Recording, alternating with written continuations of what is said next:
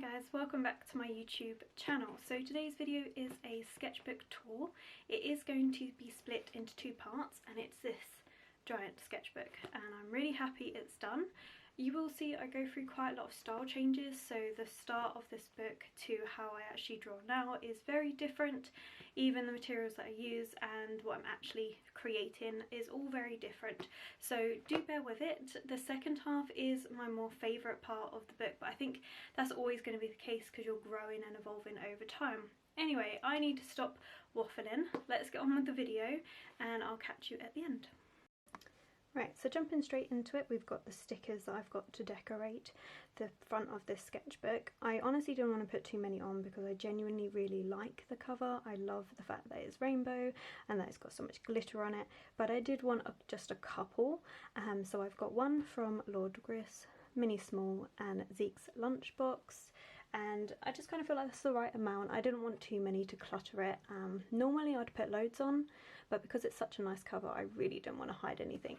So I started this off in June 2019 and this is a piece that I did as a sketch before putting it onto canvas, and I put it onto a heart-shaped canvas and I think it worked really well. I liked the way it looked. This was all done in acrylic just with some leftover paint that I had, but yeah.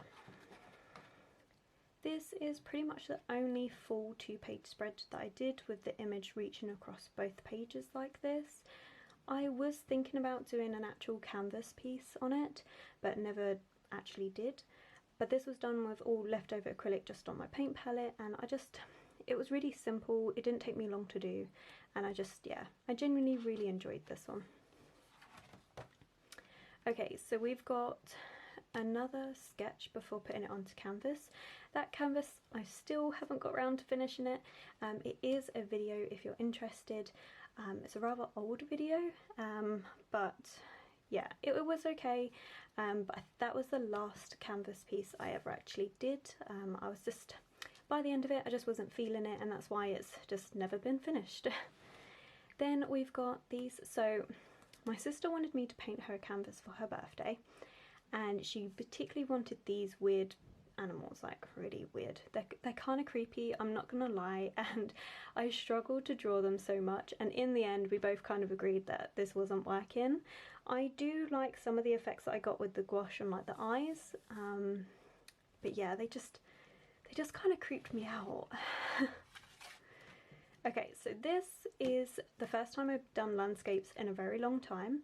I filmed it for a series that I started off calling my Hour in a Sketchbook series, and it was of Studio Ghibli portraits, and I was really pleased with the amount I managed to get done in the hour, especially for back then. Now I can do a lot more and I'm very pleased with that, but for starting off as the first time of getting back into landscapes, I was very pleased with this. This was just a little portrait study, nothing too major. And this was going to be another study for another canvas piece because I was still debating whether I was going to carry on doing canvases or not. But in the end, I never actually took this any further. This one as well was just more of a play around. I had bought myself some massive highlighters and I just wanted to have a bit of fun with them. It was okay. It was a good just half-hour mess around in my sketchbook. And similarly, this one was also just a fun doodle. It wasn't anything major.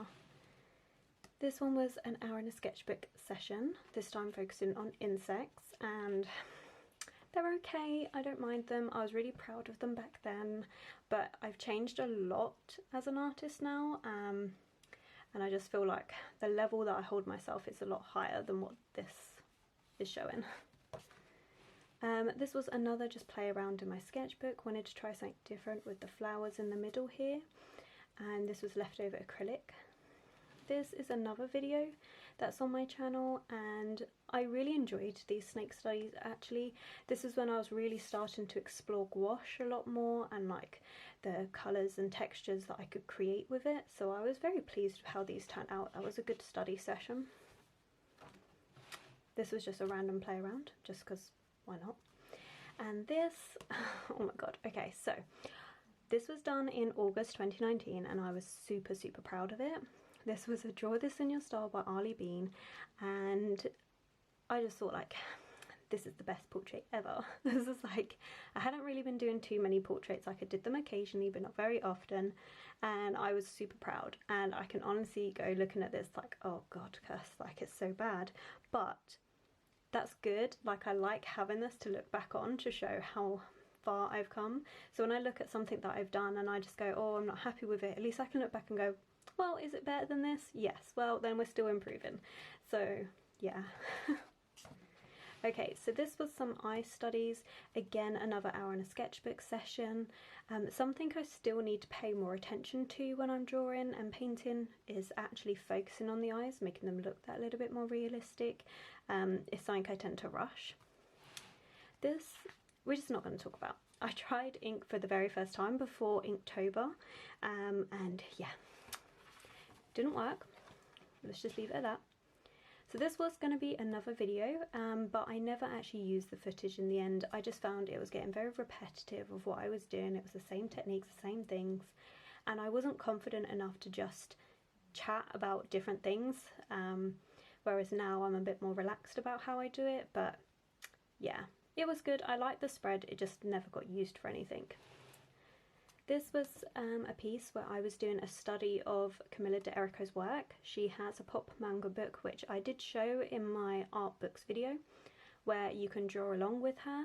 And so I did that. I actually originally drew it in August of 2019, and then I redrew it in October 2019, and I was really happy with the change. I don't think I've actually got a picture of how it originally looked, otherwise I'll show you, but there was quite a big difference in terms of the effect on the portrait. Again, this still isn't 100% accurate, like this eye is way too high up, it needs to be slightly further down, but it was an improvement and I was really pleased with that.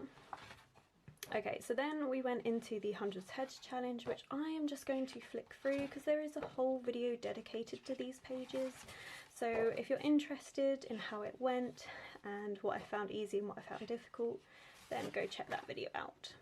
Okay, so this is where my sketchbook starts getting a bit messy and it starts jumping backwards and forwards, so I'm really sorry for that, and when I look through it now it really aggravates me, but it was just kind of how I was at the time.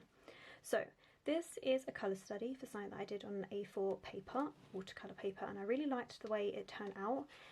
Still think there's some things like if I went and did it now it would be better. I originally did this idea in October, and yeah, I like the idea, I like the concept of it all, but even the A4 one that I finished, I still think I could improve upon. There are still slight issues with it. But these are the cloud studies that went with that colour study, just to help me decide how I wanted the clouds to look and the colours that I was going to use. This is a video where I thought it would be super simple to paint clouds, and yeah, it wasn't. This is another colour study, again did that on A4, and these were the background colour samples that I decided to do because I really didn't like this. But I did actually also change the dinosaurs, and that page is a lot further on in this because I originally drew this out in October, but by the time I got round to doing the A4 page of it, it was a few months later, so that's why everything's such an odd, like different dates in this and why it's a bit messy. Okay, so some simple bird studies.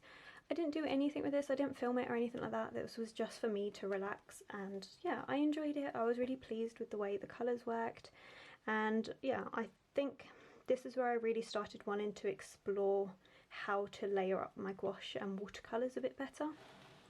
Hand studies. This is another video where I did an hour in my sketchbook. In all honesty, hands are still something I need practice with, like they're just something that you need to take a bit of extra care with, but I was really pleased with how these turn out.